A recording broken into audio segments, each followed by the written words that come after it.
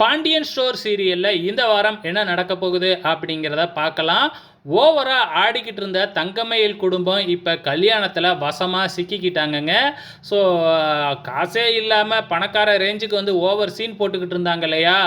அவ்வளவும் கடன் வாங்கி வேறையா வச்சிருக்காங்களாட்டுக்கு. இப்ப கல்யாணம் நடக்க போகுது அப்படின்னு தெரிஞ்ச உடனே கடன் கொடுத்தவங்க எல்லாமே இப்ப தங்கமயிலோட வீட்டுக்கு முன்னாடி வந்து நின்னுட்டு, கடன குடுக்காம இந்த கல்யாணத்தையே நடக்க விட மாட்டேன் அப்படின்னு பிரச்சனை பண்ணிக்கிட்டு இருக்கிறாங்க.